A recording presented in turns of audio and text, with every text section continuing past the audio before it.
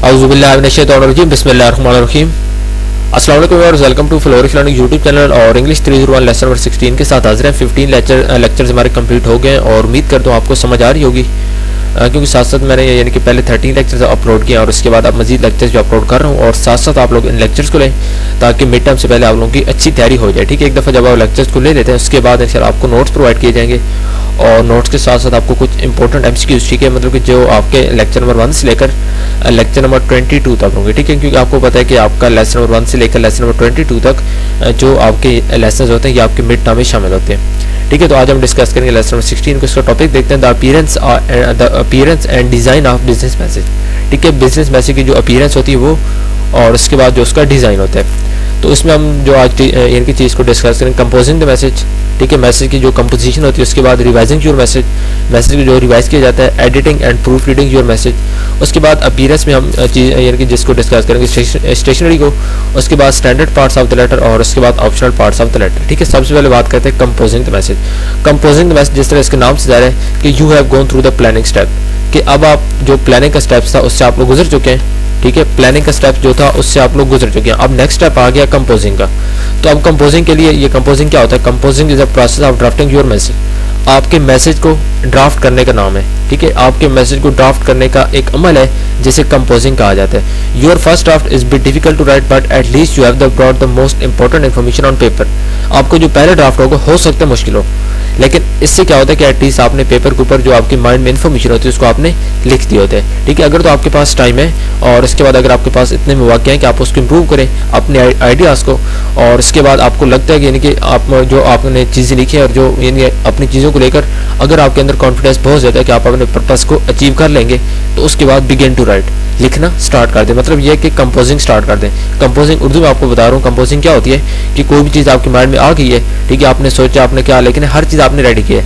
अब क्या करना है, प्रैक्टिकल काम करने का टाइम आ गया है। पेज आपके सामने होगा या कंप्यूटर आपके सामने होगा या लैपटॉप आपके सामने होगा, आप उस मैसेज को आपने प्रॉपरली लिखना है। ठीक है, तो अगर तो आपको लगता है कि भाई जो यानी कि मेरे माइंड में आइडियाज़ थे उनको मैंने अच्छे अंदाज में आइडेंटिफाई कर ली, मैंने क्या चीज़ लिखनी है, मैंने क्या चीज़ इग्नोर करनी है, और उसके बाद अगर आपको इस चीज़ को लेकर यानी कि पूरी उम्मीद है कि जो चीज़ मैं लिखूंगा, ठीक है, मैसेज के अंदर जो मेरे मैसेज का पर्पस होगा उसको मैं अचीव कर लूँगा, तो उसके बाद आप लोग लिखना शुरू कर दें।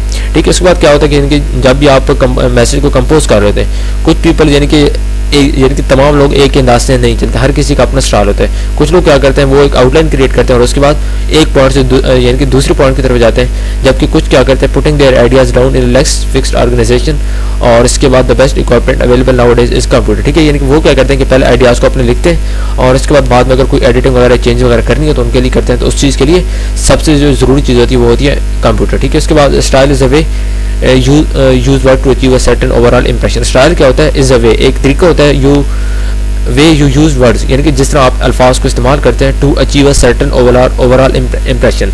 ठीक है, ओवरऑल इंप्रेशन को अचीव करने के लिए जो अल्फाज को जिस तरीक़ाकार से आप इस्तेमाल करते हैं उसको स्टाइल कहा जाता है। उसके बाद नेक्स्ट आप आ जाए रिवाइजिंग योर मैसेज। नाम से ज़ाहिर हो रहा है रिवीजन। रिवीजन आपने लफ्ज़ सुना होगा, तो ये रिवीजन के साथ का एक लफ्ज़ है रिवाइजिंग। ठीक है, इसमें क्या होता है कि जो चीज़ आपने लिख दी है अब आपने उसको रिवाइज करना होता है। ठीक है, आपने देखना होता है कि जो कुछ मैंने यानी कि लिखा है इसके अंदर, क्या मैंने इसके अंदर तमाम इंपॉर्टेंट इन्फॉर्मेशन ऐड कर दिया है, क्या मैंने इसके अंदर से जो अननेसेसरी गैर जरूरी इन्फॉर्मेशन थी क्या मैंने उसको रिमूव कर दिया है, और इसके बाद क्या इसके अंदर जो मैंने ऑर्गेनाइजेशनल अप्रोच यानी कि जिसके अंदर 7 C's ऑफ कम्युनिकेशन आप कहते हैं उनको क्या आपने प्रॉपरली यूज़ किया है। ये अगर आपको लगता है कि आपने ये सारे काम किए हैं तो वेल एंड गुड, आपका मैसेज अच्छे अंदाज में इफेक्टिव होगा।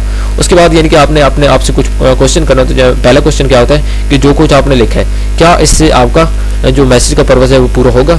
सेकेंडली, क्या आपने ऑर्गेनाइजेशनल प्लान को यूज़ किया है, कौन से ऑर्गेनाइजेशनल प्लान ऊपर हमने डिस्कस किए थे, इंडक्टिव और डिडक्टिव। ठीक है, तो क्या आपको लगता है कि आपने प्रॉपर यूज़ किया जिस तरह आपका मैसेज, अगर आपका मैसेज यानी कि बैड न्यूज़ को लेकर था तो आपने कौन सा ऑर्गेनाइजेशनल प्लान यानी कि अच्छा इस्तेमाल किया है, या आपका मैसेज अगर अच्छा था यानी कि गुड न्यूज़ कोई मैसेज था तो क्या आपने यानी कि डिडक्टिव ऑर्गेनाइजेशनल अप्रोच या इंडक्टिव को आपने कौन सा यूज़ किया है। ठीक है, क्या आपने यानी कि मुनासिब यूज़ किया जिसका ताल्लुक मैसेज था। उसके बाद are your point supported by the adequate material, जो चीज़ आपने लिखी है क्या उसको अपने फैक्ट्स के साथ सपोर्ट किया है अच्छे, यानी कि जो आपके फैक्ट्स आपने लिखे हैं उस मैसेज के अंदर तो क्या वो फैक्ट सही है, हर चीज़ उसको लेकर बिल्कुल मुनासिब है। उसके बाद जो आपने यानी कि लैंग्वेज यूज़ किया क्या वो कंप्लीट मुकम्मल है, कंसाइज मुख्तसर है, कंसिडरेट है, आपने अपने आइडियाज़ को कंसिडर किया है, कंक्रीट है, ठीक है, क्लियर, कर्टियस एंड करेक्ट है। ठीक है। अगर इन तमाम चीज़ों के आंसर्स आपके माइंड में यस आ रहे हैं तो वेल एंड गुड, आपका मैसेज रिवाइज हो गया। नेक्स्ट आप आ जाए editing and proof reading. Editing नाम से ज़ाहिर हो रहा है, editing means revising your message that is rough draft, कि जो मैसेज रफ ड्राफ्ट में होता है उसको रिवाइजिंग यानी कि रिवीजन करने का नाम होता है। इसमें क्या होता है कि आमतौर पर आप स्पेलिंग, ग्रामर, पंक्चुएशन और सिमिलर इस तरह के जो एरर्स होते हैं इसको और इससे ज़्यादा कई और चीज़ें आप लोग इसमें देखते हैं, और अगर आपको कोई लगता है कि कहीं भी गलती है तो उसको आप करेक्ट करते होते हैं, ठीक है।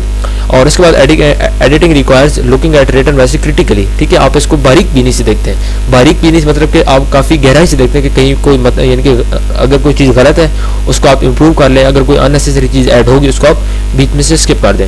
उसके बाद प्रूफ रीडिंग। प्रूफ रीडिंग क्या होता है? Means checking the final copy. अब आपको लगता है एडिटिंग भी हो गई है, कंपोजिंग वगैरह हो गई है, उसके बाद एडिटिंग हुई है, अब आपका मैसेज बिल्कुल तैयार है। अब आपने एक दफ़ा उसको फाइनल कॉपी को देखना है। फाइनल कॉपी के अंदर दोबारा आप देखेंगे कि कोई एरर तो नहीं है। अगर तो एरर नहीं है, वेल एंड गुड, आपका मैसेज डन एंड डस्टेड, ठीक है। लेकिन अगर आपका वहाँ पे कोई एरर आपको लगता है तो आप उसको रिमूव करेंगे, ठीक है। तो यहाँ पे देखें, ये एडिटिंग वाला पूरा पैराग्राफ आपके मतलब कि एमसीक्यूज के लिए बहुत इंपॉर्टेंट है। कहीं से भी कोई लाइन आपको पता हो कि एडिटिंग मीन्स क्या है, उसके बाद एडिटिंग रिक्वायर्स, इसका क्या मतलब, proof reading means checking the final copy, तो ये सारी चीज़ें आपने करनी है। उसके बाद रिवाइजिंग का आपको पता हो, ये कूल ऑफ एक टर्म यहाँ पे यूज हुई है, let your writing cool off, ठीक है। तो ये टर्म्स आपने याद रखने। स्टाइल क्या होता है? Style is a way you use words, तो इस तरह की जो चीज़ें ये आपके एमसीक्यूज में आ सकती हैं। उसके बाद एडिटिंग आपको पता चल गया। नेक्स्ट आप आ जाए तो अपीयरेंस और उसके बाद डिज़ाइन ऑफ बिजनेस मैसेज। तो बिजनेस मैसेज का जो डिज़ाइन होता है और उसकी जो अपीयरेंस होती है, आपको पता है हर बंदा अपने अंदाज में करता है, कोई एक स्टाइल तो होता नहीं है, ठीक है। इसमें क्या होता है, यानी कि जितना अच्छा आप कोई स्टाइल यूज़ करते हैं उसने यानी कि उतने ज़्यादा अच्छे चांसेस होते हैं कि आपको जो पर्पस है मैसेज का वो आपका पूरा होगा और आपका मैसेज इस तरह अफेक्टिव होगा। तो इसमें क्या होता है, यानी कि इसमें जो मोस्ट इंपॉर्टेंट यानी कि सबसे इंपॉर्टेंट मीडियम यूज़ किया जाता है वो होता है बिजनेस लेटर। बिजनेस लेटर को ही यूज़ किया जाता है, ठीक है। उसके बाद देखें यानी कि produce favourable reaction. Favourable reaction को प्रोड्यूस करने के लिए स्टेशनरी एक इंपॉर्टेंट होता है, ठीक है। किस चीज़ के अंदर? Appearance.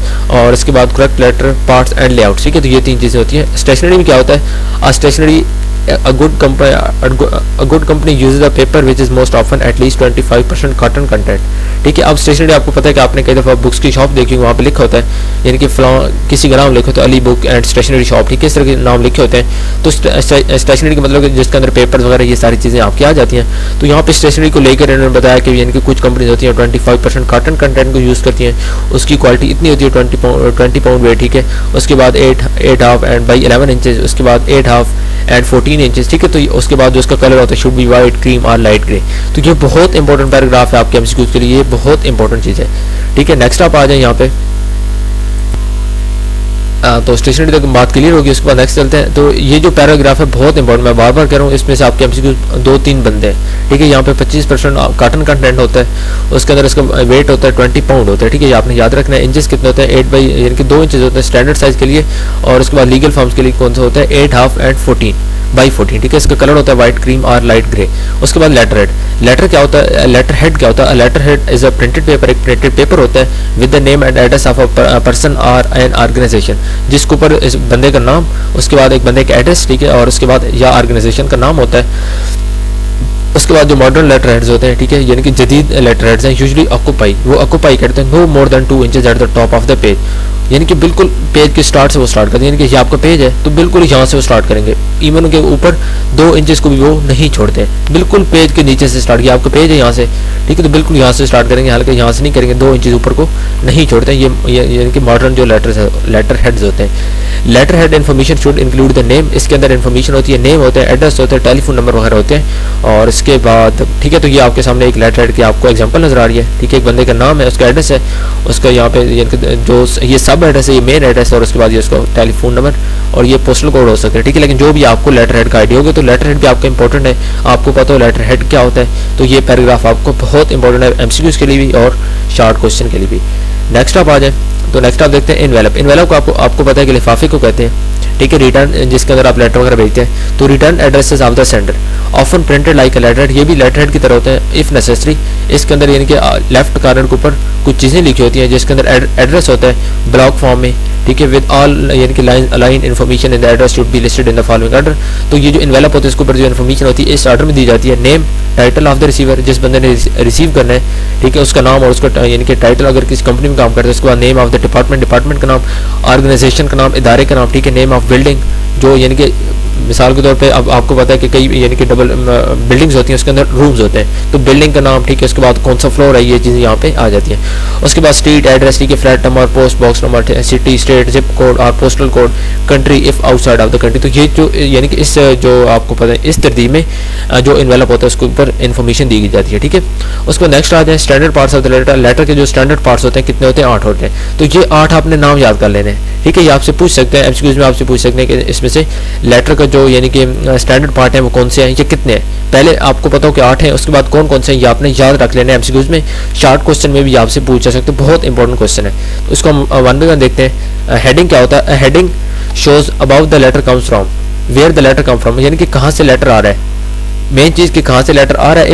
If letter head stationery is not use, letter head यानी कि stationery use now, the address not your name, the type above the 2 inches from the top.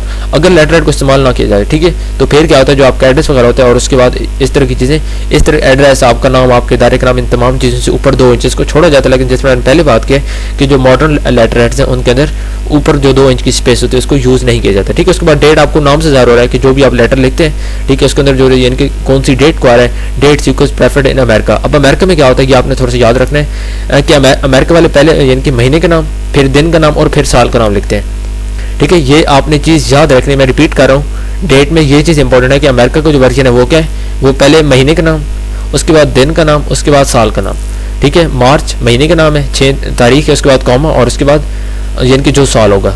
तो ये एक यानी कि होता है अमेरिकन फॉर्मेट, इसको कहा जाता है। जबकि एक अदर फॉर्मेट है, उसके अंदर क्या होता है, उसके अंदर होता है पहले यानी कि डे को लिखा जाता है कि तारीख क्या है। जिस तरह यहाँ पे देखें 6 मार्च 1998। लेकिन मोस्टली जो हम लोग यूज़ करते हैं, हम लोग भी, ये अमेरिका वाला भी यूज़ करते हैं और ये जो दूसरा आपको नज़र आ रहा है ये भी हम लोग यूज़ करते होते हैं। और ये भी यानी कि एक फिगर्स के अंदर होता है, लेकिन इससे आपको जब आप लेटर लिख रहे होते हो तो आपको चाहिए कि आप इस यानी कि इस तरह के जो फॉर्मेट होते हैं इससे अवॉइड करें। बेहतर सबसे जो होता है वो अमेरिकन होता है, अमेरिकन को सबसे यूज़ भी किया जाता है और ये आसान भी होता है। पहले महीने का नाम सिंपली लिख लें, तारीख, और उसके बाद आप उसके आगे स्थान। उसके बाद इनसाइड एड्रेस। इनसाइड एड्रेस क्या होता है? Inside address should begin with the address name, ठीक है, यानी कि जिसका यानी कि address name proceeded by courtesy and professional title.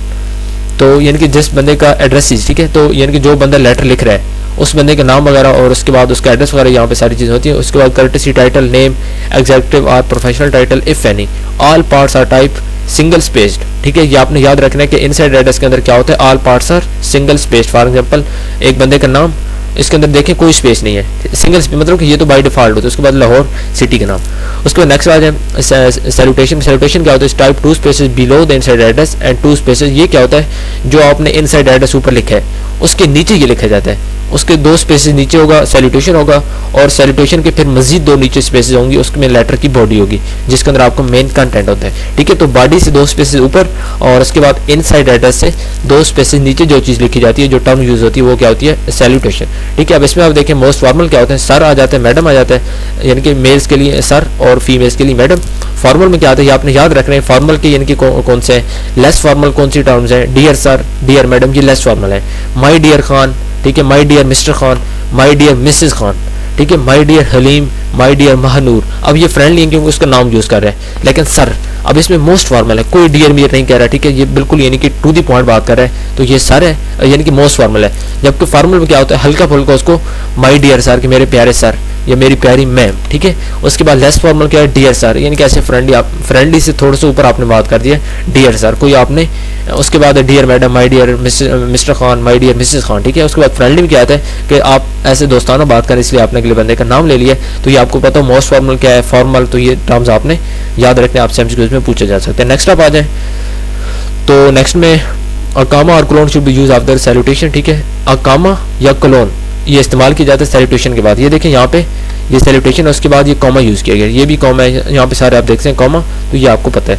उसके बाद नेक्स्ट आप आ जाए, body most letter type single space with 2 spaces between paragraph. ठीक है, जो मोस्ट लेटर होते हैं बाय डिफॉल्ट सिंगल स्पेस उनके हर लाइन के अंदर होती है विद 2 स्पेस बिटवीन पैराग्राफ। अगर पैराग्राफ लिख रहे हैं तो फिर 2 स्पेस होती हैं, एक स्पेस देंगे फिर डबल देंगे, 2 स्पेस देकर फिर वो चीज़ यानी कि आगे सेकंड पैराग्राफ को स्टार्ट करते हैं। Before and after the salutation and before the complimentary close. A short letter could be double space, जो शॉर्ट लेटर होता है डबल स्पेस यानी कि हो सकता है with additional blank line space before, after and date within the signature area when second page is used, addresses name, page number and date are written on the top। तो ये आपकी body होती है लेटर की जिसके अंदर आप main content लिखते हैं, पैराग्राफ लिख रहे हैं, 2 स्पेस आप लोग देखते हैं। ठीक है, उसके बाद जो लाइंस होती हैं उसके अंदर बाय डिफॉल्ट 1 स्पेस आप लोग देते हैं, बाकी आपने रीड कर लेना है। सिर्फ आपको ये पता हो कि लेटर की जो बॉडी होती है आपका यानी कि लेटर का एक पार्ट होता है। उसके बाद नेक्स्ट आप आ जाए कम्प्लीमेंट्री क्लोज बॉडी।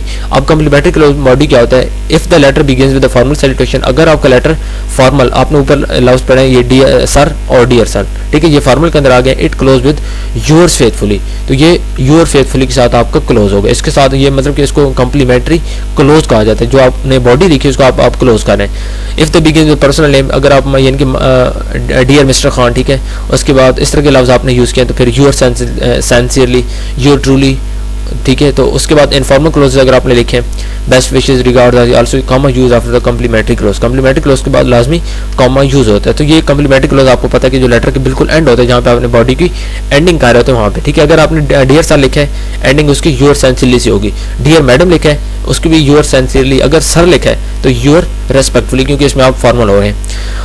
उसके बाद नेक्स्ट आप आ जाए सिग्नेचर। सिग्नेचर में क्या होता है? Always type your name after the hand written signature and the position in the form. It is better to give courtesy title mister miss etc, ठीक है।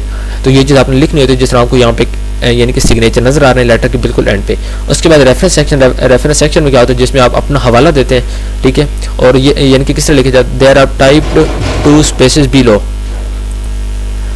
तो यहाँ पे आपके जो यानी कि स्टैंडर्ड पार्ट्स ऑफ लेटर से वो कंप्लीट हो गए। नेक्स्ट आप चलते हैं additional optional parts of the letter. मतलब कि अगर आप लोग इसको यूज़ करते हैं तो ये आपके पास ऑप्शनल होते हैं, यूज़ कर लें तो भी ठीक है, अगर ना भी करें कोई मसला नहीं होता, लेकिन जो स्टैंडर्ड पार्ट्स होते हैं वो आप लोगों ने यूज़ करने होते हैं लेटर के अंदर, ठीक है। अटेंशन लाइन, इस ये टोटल 6 होते हैं और ये 6 भी आपने याद रखने के जो लेटर के ऑप्शनल पार्ट्स हैं वो कितने 6 हैं और कौन कौन से ये आपने याद रखने। पहला होता है अटेंशन लाइन। अटेंशन लाइन के अंदर क्या होता है? To send a letter direct to a person और डिपार्टमेंट, यानी कि जब भी आपने किसी डिपार्टमेंट से सेंड करना हो तो किसी पर्सन को करना है तो अटेंशन लाइन इज यूज्ड। उस टाइम आप एक अटेंशन लाइन को यूज़ करते हैं, यानी कि जिसको आप ये कहते हैं कि जब आप किसी अगले बंदे को नहीं जानते हैं, आप किसी डिपार्टमेंट में सेंड कर रहे हैं, आपको उस बंदे का नाम नहीं पता, इस तरह की चीज़ें आपको नहीं पता, उसको आपको नहीं पता वो बंदा काम क्या करता है, ठीक है, उसका नाम क्या है, वो मेल है फीमेल, इस तरह की चीज़ें जब आपको नहीं पता होती तो उसके बाद आप इनसाइड एड्रेस और उसके बाद यानी कि salutation 2 space below and above respectively.